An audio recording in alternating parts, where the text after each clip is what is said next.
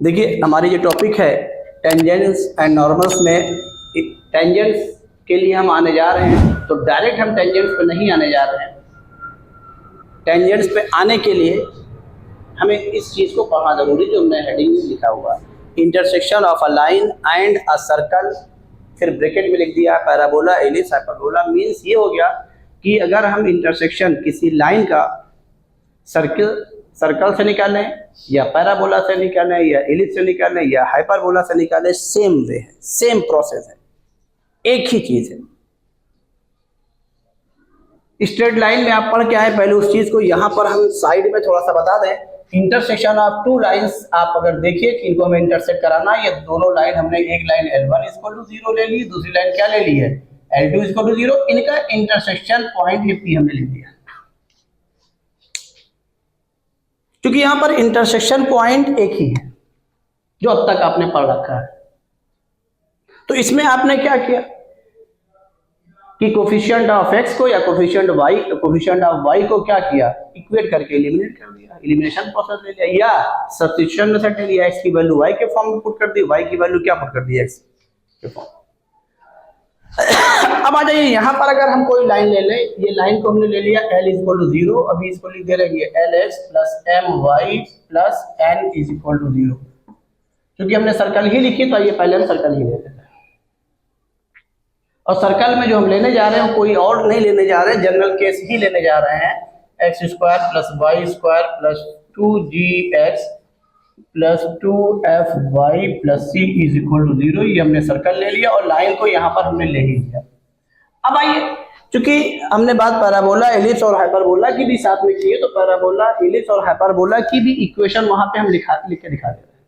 ये पैराबोला की एक ही लिख दे रहे हैं, कौन सी, y² = 4x, और एलिप्स की x² / a² + y² / b² = 1। Condition नहीं लिख रहे हैं, दोनों पॉसिबल है, a > b भी ले सकते हैं और b कोई मसला नहीं है। आइए हाइपरबोला को भी ले लें, तो हाइपरबोला को यहाँ पर हम ले रहे हैं x² / a² - y² / b² = 1, और यहाँ पर एक ही लिख रहे हैं +1 के लिए, -1 के लिए भी ट्रू है। आइए एक फिगर हम आपको यहाँ पर दिखा दें इंटरसेक्शन का, ये हमने सर्कल ले लिया। अब इस सर्कल को लाइन से इंटरसेक्ट करा रहे हैं, ये लाइन हो गई L = 0। अब इंटरसेक्शन पॉइंट आपके दो मिल गए, एक को P बोल दिया, एक को क्या बोल दिया Q। अगर हम पैराबोला ले रहे हैं तो ये देख लीजिए,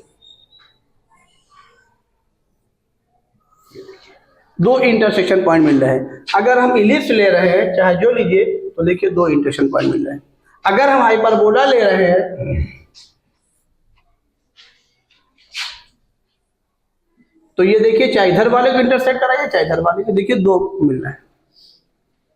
यानी मीन्स कहने का मेरा मतलब क्या है, अगर हम इनके पॉइंट को थोड़ी देर के लिए लिख दें, इनको लिखने की जरूरत नहीं, इनको डायरेक्ट निकालने की जरूरत है, लिख करके कुछ हम और समझाना चाह रहे हैं। एक को लिख करके दिखा दे रहे हैं, इसको जैसे हमने x1 y1 लेट कर लिया और इसको लेट कर लिया x2 y2, वही उसी हिसाब से सबको आप लिख लीजिएगा। तो जब आपने दो लाइनों को इंटरसेक्ट कराया तो x और y की एक ही वैल्यू मिली है, x और y की एक वैल्यू मिली। जब यहाँ पर आप इंटरसेक्ट करा रहे हैं लाइन को सर्कल से, लाइन को पैराबोला से, लाइन को इलिप्स से और लाइन को किससे, तो एक इंटरसेक्शन पॉइंट नहीं मिल रहा, कितने मिल रहे हैं, यही डिफरेंस है दोनों में, लाइन और इसमें। अब देखिए, अगर यहां पर देखिए तो x की दो वैल्यूज मिल रही है, x1 और x2, y की दो वैल्यूज मिल रही है, y1 और क्या, y2। हर केसेस में ये हो रहा है, और ये आप पीछे पढ़ के आ चुके हैं, पीछे पढ़ के आए हैं कि अगर x की दो वैल्यूज मिलती हैं तो उसके लिए जरूरी है, उसके लिए मस्ट है क्या बनना, क्वाड्रेटिक।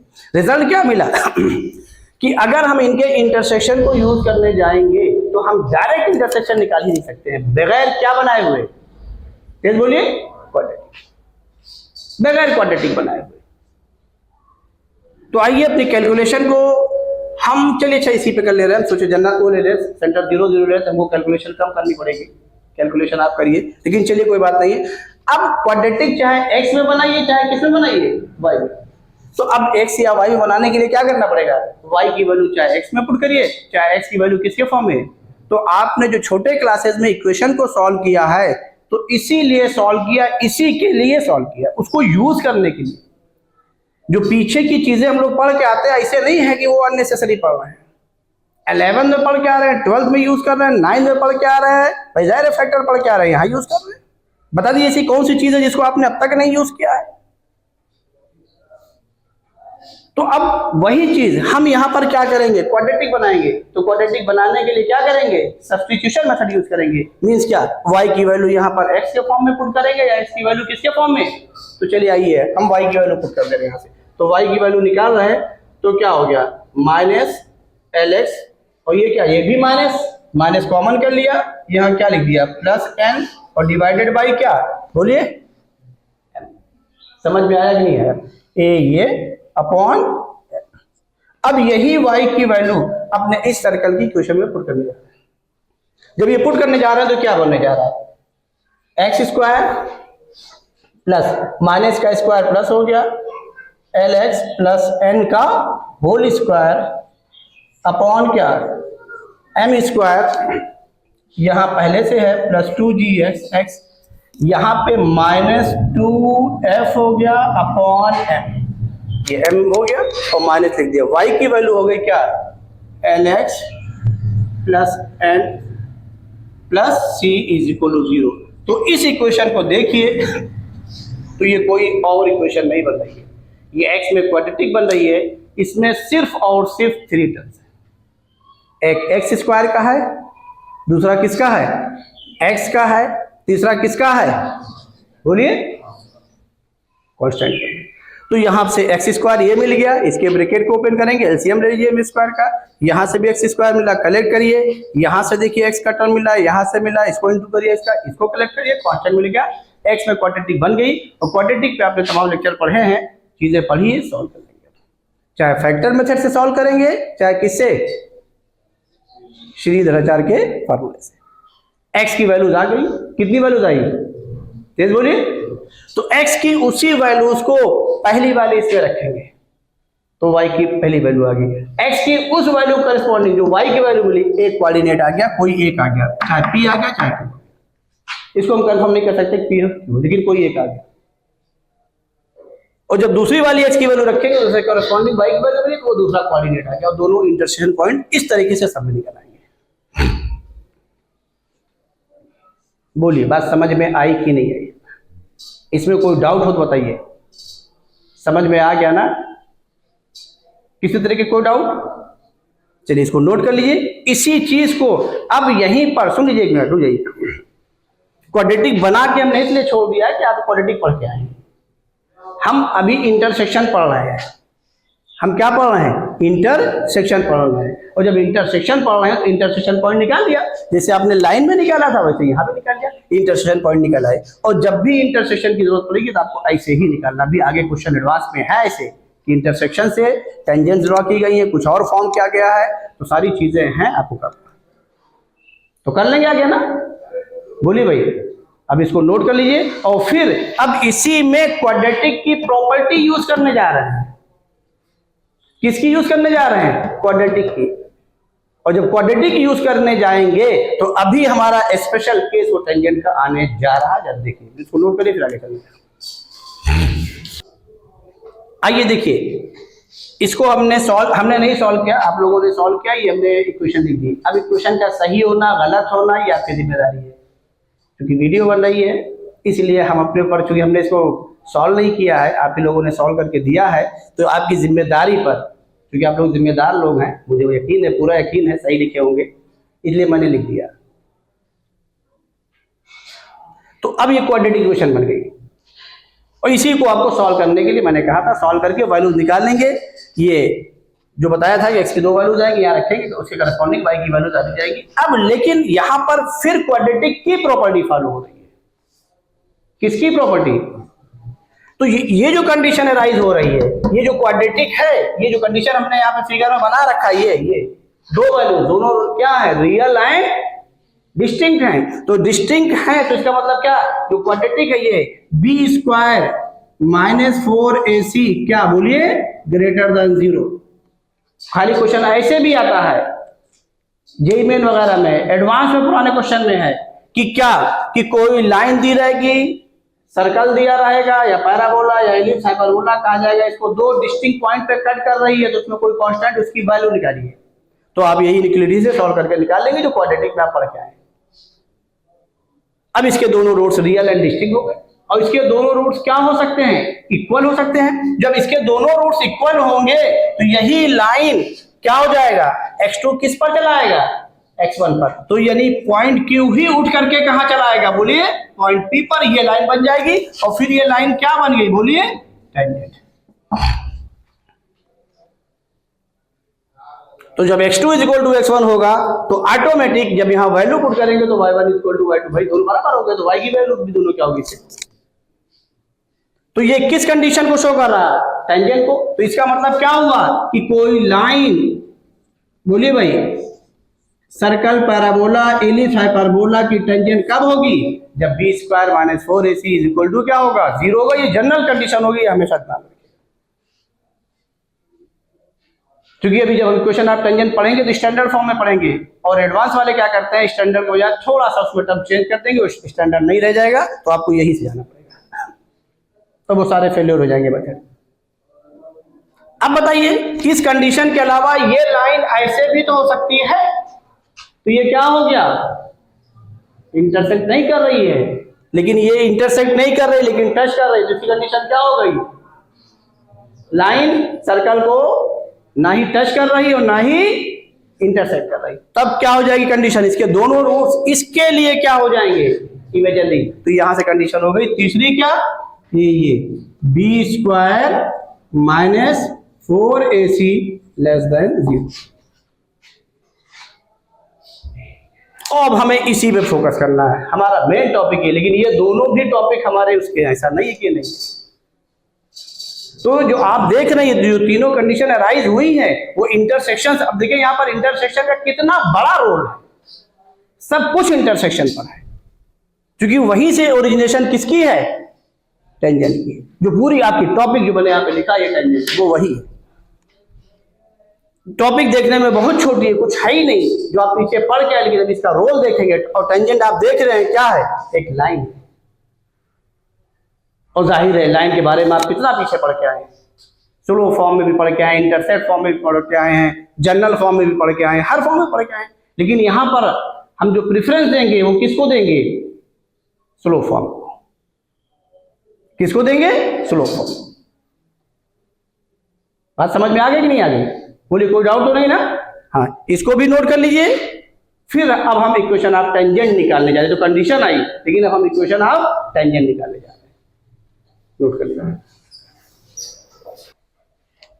देखिए अब हम इक्वेशन ऑफ टेंजेंट निकालने जा रहे हैं और देखा ये टेंजेंट कुछ और नहीं, क्या है, सिंपली स्ट्रेट लाइन। तो लाइन का बिहेवियर ध्यान रखिएगा, लाइन की सारी प्रॉपर्टी को वो फॉलो करेगा। एक्सिस पर इंटरसेप्ट भी करेगा, एंगल ऑफ इंक्लाइनेशन भी होगा उसमें, वो सारी चीजें जो आप लाइन में पढ़ के वो सारी चीजें यहाँ। ऐसा कुछ नहीं होगा जो आप पीछे नहीं पढ़ के। अब आ जाइए, हमने आर्टिकल लिखी है, show that the equation of tangent to the circle, general form में लिया है, at the point x1, y1, यानी इस पॉइंट पर इज, ये इक्वेशन लिखी है। तो इसको हम प्रूफ करने जा रहे हैं और जिस मेथड से प्रूफ करने जा रहे हैं उसका नाम है by first.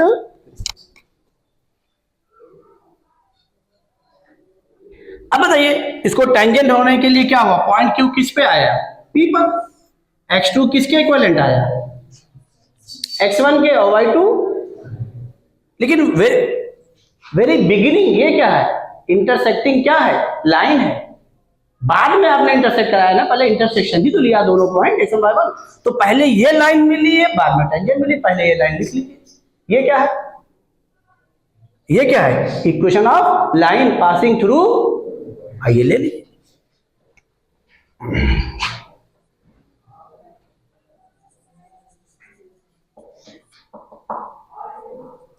Equation of line passing through x1 y1 and x2 y2 लिख लीजिए। y minus y1 is equal to y2 minus y1 upon x2 minus x1 in a bracket x minus x1। ये लिखिए, क्योंकि हमारी line पहले intersected थी, बाद में टेंजेंट बनी है। डायरेक्ट टेंजेंट हमने नहीं लिया ना, पहले इंटरसेक्शन लिया, वो ले लिया, और इस x2 y2 को इससे कोइंसाइड कराने जा रहे हैं। ये तो किया था, तभी तो टेंजेंट लिया। देखिए सामने लिखा भी है, लीजिए x2 की वैल्यू x1 लिखिए, y2 की वैल्यू y1 लिखिए, तो क्या हो रहा है 0/0, और ये 0/0 लिमिट का फॉर्म है, जो मैंने पढ़ा रखा है और उसको डिफाइन बनाया है, उसको डिफाइन बना करके लिमिट निकाली है। अब यहाँ पर ये डिफाइन जो बनेगा वो लिमिट से नहीं बनेगा, वो इसके सर्कल से बनेगा, क्योंकि सर्कल को सेटिस्फाई कर रहा है। ये ध्यान रखिएगा, डिफाइन बनता कैसे है ये आपको यहाँ पे समझना है। और चूंकि हमने इसका नाम लिखा by first principle, first principle means intersection लिया, पहले वो लिया फिर वो लिया, इसीलिए इसका नाम बाई फर्स्ट प्रिंसिपल कर दिया। कुछ और किए तो अब बताइए x2 को अभी हमारा क्या 0/0 बन रहा ना, लिमिट के 0/0 फॉर्म में आप लोगों ने पढ़ा था ना, डिफाइन करते थे हम लोग, उसके लिए रिजल्ट भी यूज किए हैं 0/0 के लिए। सारा रिजल्ट हमारा लिमिट का 0/0 फॉर्म के लिए ही है। अब ये यहां पर जो है 0/0 के लिए हम क्या करेंगे, ये वैल्यू जो x1 y1 x2 y2 क्या कर रहा है, सर्कल को क्या कर रहा है, सेटिस्फाई कर रहा है, वहां से ये वैल्यू निकाल के पुट कर देंगे, डिफाइन हो गया, बहुत सी वैल्यू है वो भी 0/0 हो गया, डिफाइन हो गया। तो अब यहां पर क्या करने जा रहे हैं, इसको सेटिस्फाई करा दीजिए सर्कल, क्या हो जाएगा x1 square plus y1 square plus 2gx1 plus 2f plus c is equal to 0। इसको फर्स्ट बोल दीजिए, इसको सेकंड बोल दीजिए, अगला बोल दीजिए x2 square plus y2 square plus 2gx2 plus 2f(y2) plus c is equal to 0। इसको थर्ड। अब यहां पर चूंकि ये पॉइंट दोनों सर्कल पर लाई कर रहे हैं, इसलिए सर्कल को सेटिस्फाई करा के डिफाइन करेंगे। डिफाइन करने का मतलब y2 minus y1 upon x2 minus x1 की वैल्यू को पुट करने जा रहे हैं। आइए अब हमें y2 माइनस y1, तो क्या करें, थर्ड में से सेकंड को क्या कर दें, वेरी गुड, माइनस कर दीजिए, माइनस आ गया, बाई थर्ड माइनस सेकंड करिए, क्या हो जाएगा x2 square minus x1 square plus y2 square minus y1 square plus बोलिए 2g into x2 minus x1, फिर बोलिए plus 2f into y2 minus y1 is equal to 0। x2 minus x1 यहाँ पर भी यहाँ पर भी, तो दोनों में कॉमन कर लिया। अरे भाई a plus b into a minus b, तो x2 माइनस x1 कॉमन कर लिया। तो जब x2 माइनस x1 यहाँ से हमने कॉमन कर लिया, तो अंदर क्या बचा बताइए, x2 प्लस x1 और प्लस क्या मिला 2g। यहां से क्या कॉमन कर लीजिए, y2 माइनस y1 ले लीजिए, तो क्या आ गया जल्दी बोलिए, y2 प्लस y1 और plus 2f is equal to 0। हमें किसकी वैल्यू चाहिए, y2 माइनस y1 अपॉन, तो x2 माइनस x1 से पूरे को डिवाइड कर दिए। डिवाइड कर रहे हैं, x1 और x2 बराबर नहीं है, अगर बराबर होंगे तो ये लाइन ही नहीं मिलेगी। समझ रहे हैं नहीं समझ रहे हैं भाई, इंटरसेक्टिंग लाइन है पहले, इसलिए इक्वल नहीं है। तो अब यहां से क्या हो जाएगा, जल्दी बोलिए, x2 plus x1 plus 2g plus y2 minus y1 upon x2 minus x1 into बोलो y2 plus y1 plus 2f is equal to 0। अब ये वैल्यू निकाल ले, तो क्या आ गई, therefore y2 minus y1 upon x2 minus x1 is equal to minus time x1 plus x2 plus 2g divided by y1 plus y2 plus 2f। ये value हमने निकाल ली। अब ये वैल्यू जैसे पुट करेंगे डिफाइन हो गया। तो डिफाइन करने के हर कॉन्सेप्ट हर जगहों पर अलग अलग है। यहां पर ये है लिमिट का दूसरा कॉन्सेप्ट, चीजें वही है, वहां फंक्शन से डिफाइंड हो रहा है, यहां सर्कल से डिफाइंड हो रहा है। ऐसा नहीं कि टॉपिक बदलने से, नाम बदलने से कॉन्सेप्ट बदल जाते हैं, नहीं, कॉन्सेप्ट नहीं बदलते। अब आ जाइए, ये वैल्यू हम यहाँ पे पुट कर दे रहे हैं, तो यहां पर लिख दे रहे हैं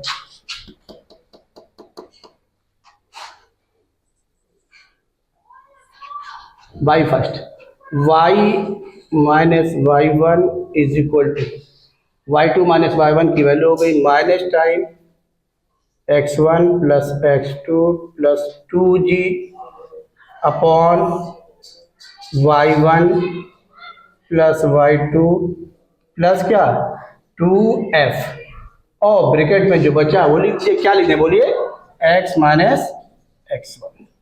अब टेंजेंट की कंडीशन लगा दीजिए, फॉर टेंजेंट क्या हो जाएगा, q किस पर चला गया, p पर, यानी q को ट्रांसफर कर दिया किस पर, p पर, यानी q टेंड्स टू p भी लिख सकते हैं, हमने इक्विवेलेंट लिख दिया q इक्विवेलेंट। तो यहां से क्या हो जाएगा, x2 y2 टेंड्स टू भी कर दिया, चलिए किस पर बोलो, x1 y1। ये क्या इंप्लाइज कर रहा है, x2 is equal to x1 और y2 इज इक्वल टू क्या, y2।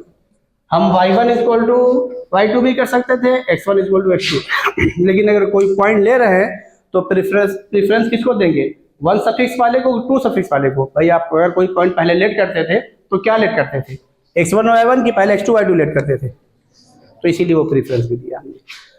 अब ये वैल्यू पुट कर दे रहे हैं, पुट करिए फटाक से, तो क्या आ गया, y minus y1 is equal to minus time ये x1 कितना 2x1 plus 2g 2y1 plus 2f 2 क्या हुआ, तो बचा क्या, minus x1 plus g upon y1 plus f into x minus x1, ये आ गई।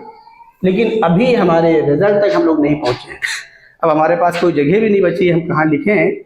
ऐसा करते हैं, आप लोग पहले इसको नोट कर लीजिए, फिर हम लिख करके दिखाते हैं, जल्दी करिए।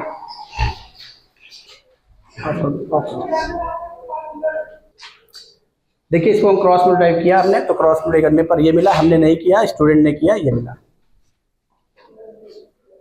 अब देखिए टेंजेंट की इक्वेशन क्या है, और टेंजेंट जाहिर एक लाइन है, किसमें टर्म होगा, x का टर्म होगा, y का टर्म होगा और कांस्टेंट। भाई लाइन ही एक तरीके की, और लाइन का जनरल फॉर्म क्या होता है, ax plus by plus c equal to 0। ये देखिए x1, यहाँ x कॉमन ले सकते थे लेकिन नहीं लिया गया, क्यों नहीं लिया गया भी हम आपको बताएंगे। ये x का टर्म आ गया, ये देखिए यहाँ पर देखिए y का टर्म आ गया, ये भी कांस्टेंट, ये भी कांस्टेंट, दोनों को साथ लिख सकते थे लेकिन नहीं लिखा गया, उसकी वजह है, उसमें एक राज है, भी वो देखेंगे, खुद ही देखेंगे, हमको बता देंगे। अब यहां से देख लीजिए ये टर्म हमारे आ रहे हैं, और कमी क्या आ रही है, हमारे प्रूफ में x प्लस x1 है, यहाँ x माइनस x1 है, यहाँ y माइनस y1 है, प्रूफ में क्या है, ये टर्म हमारे लिए एक्स्ट्रा है।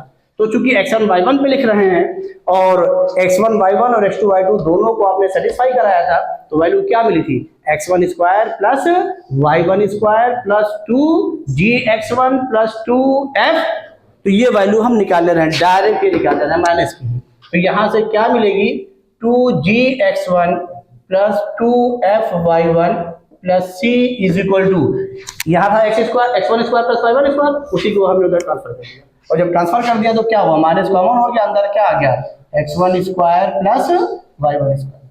इक्वेशन नंबर सेकंड रही होगी, x1 square plus y1 square, देखिए x1 square plus y1 square plus 2gx1 plus 2fy1 plus c is equal to 0। तो minus x1 square minus y1 square की वैल्यू डायरेक्ट निकाल ली, transfer करके अब यही वैल्यू इसमें पुट कर दीजिए। जब ये पुट करेंगे तो यहाँ से क्या आ गया, 2gx1 प्लस 2fy1 और प्लस c, और ये इसकी जगह पे आ गया, बाकी टर्म को हम ये लिख रहे हैं x1 plus y1 plus g into x minus x1 plus f into y minus y1 is equal to क्या, 0। अब आ जाइए x1 ये लिखा पहले, जो हमारे प्रूफ का हिस्सा है, प्लस y1 फिर इसको लिया, अब यहां पर g कॉमन कर लिया, और जैसे g कॉमन किया तो यहाँ पर x बचा, ये 2x1 माइनस x1, ये हमारा प्रूफ आ गया। बोलिए क्या, g into x plus x1, ऐसा ही f कॉमन क्या आ गया, y प्लस y1 और कांस्टेंट टर्म ये आ गया। यही हमारी इक्वेशन ऑफ टेंजेंट जो स्ट्रेट लाइन के फॉर्म में आ गई। लेकिन इसकी अपनी एक प्रॉपर्टी है, ये सर्कल को एक पार्टिकुलर पॉइंट किस पर, x1, y1 पर क्या कर रही है, टच कर रही है। और जिस पॉइंट पे टच करती है उसको चाहे आप कांटेक्ट पॉइंट भी बोल सकते हैं, point of contact, point of contact. Tangent point को ही दूसरा नाम है पॉइंट ऑफ कांटेक्ट, मतलब इस पॉइंट के वो कांटेक्ट में लाइन, टेंजेंट लाइन। अब आ जाइए, देखिए पहचानिए क्यों हमने x को कॉमन नहीं किया, इसकी वजह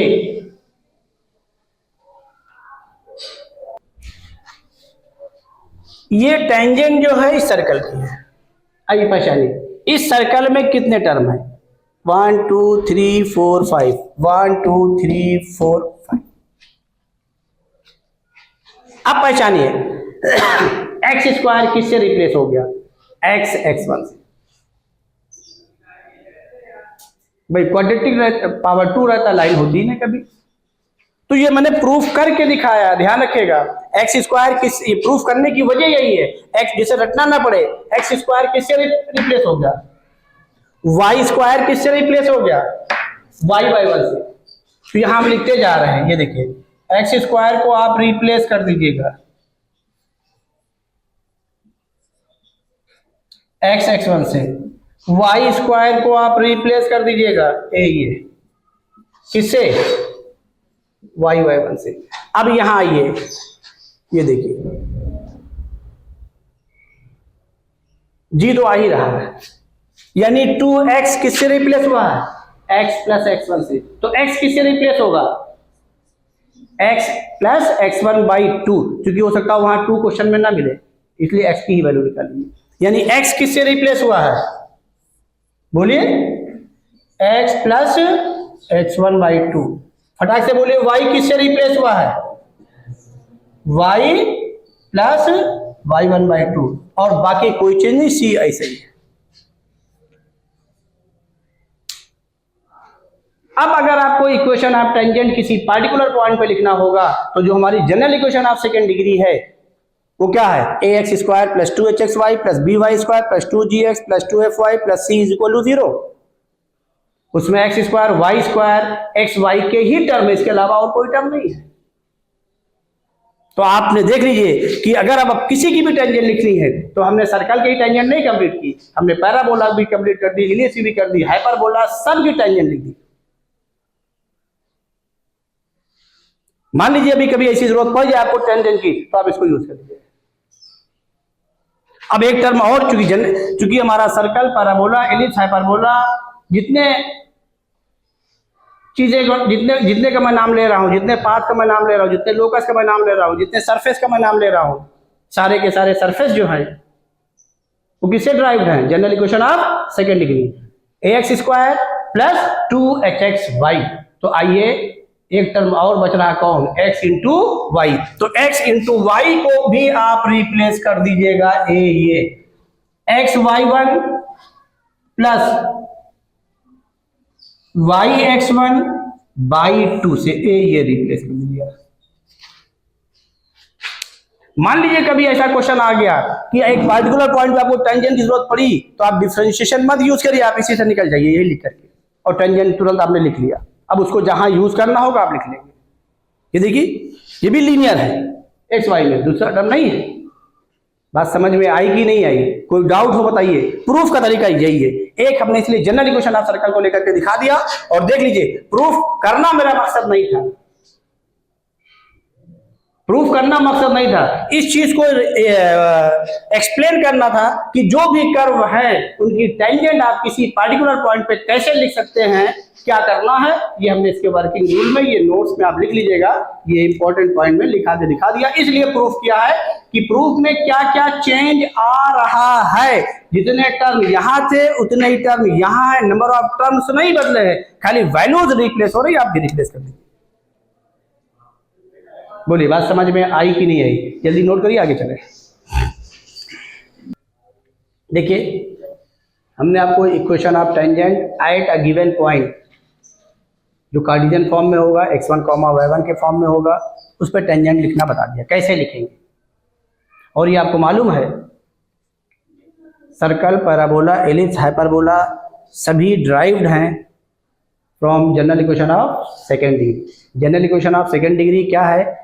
ax square plus 2hxy plus by square plus 2gx plus 2fy plus c is equal to 0 where delta is not equal to 0 means understood है कि अब वो जिनका भी हमने जिक्र किया वो आ गए। और डेल्टा इज इक्वल टू 0 कर देंगे तो क्या बन गई? Pair of straight line. क्योंकि उसकी जरूरत पड़ेगी पेयर ऑफ स्ट्रेट लाइन की। अभी हम पेयर ऑफ टेंजेंट्स पढ़ेंगे, उस पर एडवांस में क्वेश्चन बहुत अच्छे अच्छे आते हैं, इसीलिए पेयर ऑफ स्ट्रेट लाइन हमने पढ़ा है, ये ध्यान रखिएगा। अब आ जाइए कुछ कर्व जो आप पढ़े स्टैंडर्ड फॉर्म में, तो ये सब के लिए ट्रू है, इसलिए हमने जनरल फॉर्म में लिख के दिखा दिया है। स्टैंडर्ड फॉर्म में जो कुछ पढ़े हैं, जैसे आइए हम पैराबोला ले लें x square is equal to -4ay, तो कुछ टेंजेंट हम लोग लिखना देख लेते हैं। टेंजेंट्स यहाँ पे लिखने जा रहे हैं, ये टेंजेंट किस पर?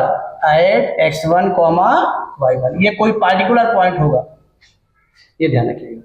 जल्दी से बोल दीजिए क्या हो जाएगी? x1 जो जहां पर है वहीं रहने दीजिएगा, इसीलिए लिया इसको हमने, ये नहीं इस पर ट्रांसफर नहीं करिएगा। देखिए सर्कल का टर्म लेफ्ट में था, सारे टर्म लेफ्ट में, चेंज मत करिएगा। जल्दी बोलिए x1 is equal to -4a into y plus y1/2। अगर ये 2 मिल रहा तो 2y की वैल्यू डायरेक्ट लिख दीजिएगा। ये तो हमने उस केस में xy की वैल्यू लिखाई है भाई, 2 तो था ही ना हमारे उसमें रिजल्ट में। मान लीजिए ऐसा क्वेश्चन आ गया x square minus x minus 3 is equal to 0। अब इसकी टेंजेंट लिखनी है तो x आ रहा है ना, इसलिए लिखाया है। तो बताइए क्या आ गया? जल्दी बोलिए। -2a into y plus y1, ये इक्वेशन ऑफ टेंजेंट है इसके लिए। अब किसी के लिए आप देख सकते हैं, इसको याद करने की जरूरत है। जैसे मान लीजिए हम आइए हाइपरबोला ले लें, और हाइपरबोला में ले लें x square by a square minus y square by b square is equal to -1। नहीं, आप लोग कहेंगे इसकी बात ही नहीं करते हैं, हमेशा प्लस वाला की बात करते हैं।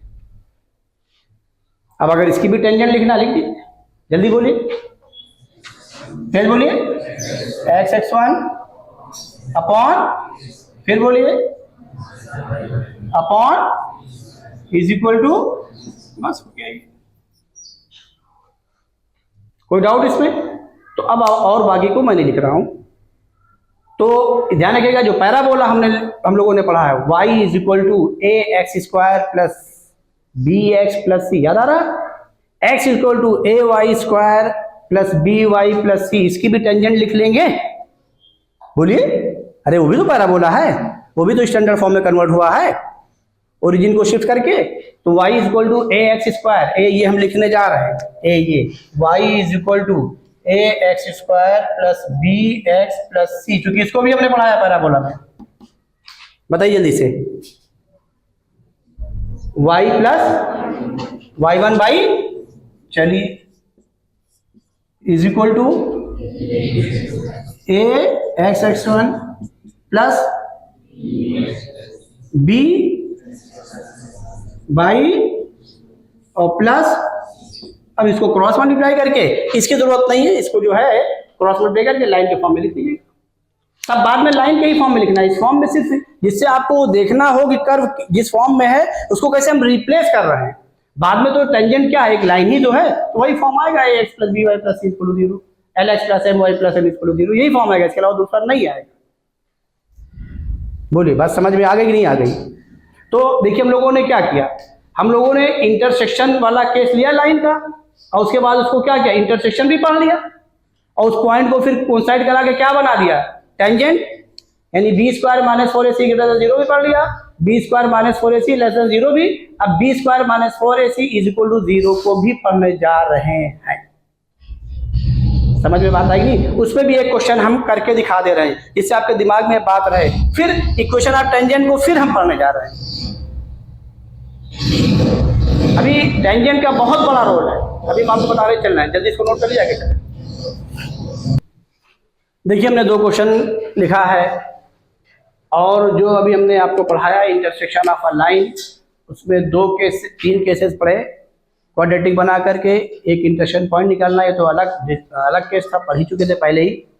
उसके बाद आपने पढ़ा कि दोनों पॉइंट्स क्वाड्रेटिक बन करके निकल रहे हैं, तो दोनों रियल डिस्टिंक्ट भी हो सकते थे, रियल एंड इक्वल भी हो सकते थे। तो रियल डिस्टिंक्ट का हमने बता दिया, उसको घर पे क्वेश्चन करिएगा, दिखाया भी क्वेश्चन अभी, ये आईडी का प्रीवियस ईयर का 88 के आसपास का है, तो वो कांस्टेंट डाल के वैल्यू निकालना, वो हो गया। और नॉट इंटरसेक्टिंग का भी केस बता दिया, उसमें भी कर लीजिएगा। अब आइए, हम रूट्स के इक्वल होने का केस बता दिया, उसमें क्या है, लाइन क्या बन रही थी, टेंजेंट, तो इक्वेशन आप टेंजेंट निकाल के दिखा दिया। अब बचा हुआ है कंडीशन निकालना, और हम b² - 4ac को ही यूज करने जा रहे हैं। अभी इसी को हम आगे भी करेंगे। ये देखिए हमारा स्टैंडर्ड पैराबोला है, तो जब आगे पढ़ेंगे तो आप उस रिजल्ट को यूज करिएगा, एक लाइन में आंसर आ जाएगा। लेकिन आपको बेसिक आना चाहिए। कभी कभी क्या होता है कि स्टैंडर्ड इक्वेशन नहीं दी जाती है, तब उस केस में आपको इसी को जाना पड़ेगा। तो ये 2 क्वेश्चन हमने लिखे हैं, दोनों को हम सॉल्व करके दिखा दे रहे हैं। ये जिसमें पहला, find the condition that the line LX + MY + N = 0 is tangent to the parabola y = 4a। हम क्या करने जा रहे हैं कि यहाँ पर जब स्टैंडर्ड पैराबोला लेंगे तो एक की पावर 2 होगी, दूसरे की पावर क्या होगी 1। तो आपको कुछ नहीं करना है, जिसकी पावर 1 है उसी की वैल्यू ली थी, इसमें स्क्वायर न करना पड़ेगा। तो हम किसकी वैल्यू लिख रहे हैं, x, क्योंकि टेंजेंट होने पर y की भी दोनों वैल्यूज इक्वल हो रही थी, और किसकी हो रही थी, x की भी। तो चाहे y में क्वाड्रेटिक बनाइए चाहे x में। तो अब देखिए यहाँ से हम x की वैल्यू निकाल ले रहे हैं, तो x की वैल्यू क्या आ गई, माइनस कॉमन कर लिया, my + n अपॉन क्या आ गया l। ये वैल्यू अपने इस पैराबोला में पुट कर दे रहे हैं, तो y² = 4a इंटू, ये माइनस का साइन यहाँ लगा दिया, my + n अपॉन क्या l। ये m में क्वाड्रेटिक बना लिया, y में सॉरी, ये क्या आ गया, ly² + 4a my और +4an = 0। अब इसमें हम डायरेक्ट b² - 4ac = क्या कर दे रहे हैं, 0। कुछ लिखने की जरूरत नहीं, सारी चीज आ चुकी है। चूंकि ये लाइन क्या है, टेंजेंट से क्वाड्रेटिक बनाएंगे, दोनों रूट्स क्या हो गए, इक्वल हो गए, इसीलिए हमने आर्टिकल से समझा दिया, डायरेक्ट क्वेश्चन पे नहीं आए हैं। तो अब आ रहे हैं, therefore b² - 4ac = 0। b² means 16, a² m² = उधर ट्रांसफर कर दे रहे हैं, 4a का मतलब l, c का मतलब क्या 4an।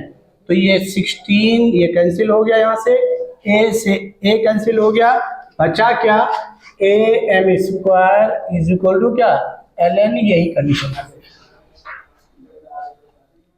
ये कंडीशन आ गई। अब क्या होगा कि हम आपको और बता दे रहे हैं कि ये लिख दिया गया है वो पैराबोला है जो स्टैंडर्ड में कन्वर्ट हुआ है, y = ax² + bx + c, या x = ay² + b + c। इसको क्या करेंगे, इसमें कोई एक कांस्टेंट डाल देंगे, ए बी सी की जगह न्यूमेरिकल वैल्यू लिख देंगे, कोई लैम्डा के पी कुछ भी लिख दिया गया, और कह दिया गया कोई लाइन दे दी गई, या लाइन में कांस्टेंट डाल दिया, कह दिया गया इसकी टेंजेंट है तो के की वैल्यू निकालिए। तो भी क्या करेंगे, यही करेंगे, वैल्यू निकाल आएगी। अब फिर आपका सारा मेथड फेलियर होगा, जो आगे हम पढ़ाएंगे वो भी फेलियर हो गया। क्यों फेलियर हो गया, क्योंकि हम लोगों ने जो पढ़ा है इक्वेशन किसकी पढ़ी है, स्टैंडर्ड की। अभी आगे जब हम पढ़ेंगे तो स्टैंडर्ड का ही पढ़ेंगे, तो इसलिए हम इसको यहां से करा के जा रहे हैं, क्योंकि हमारे टॉपिक में ये था। बात समझ में आ गई नहीं आ गई? हाँ। अब आ जाइए,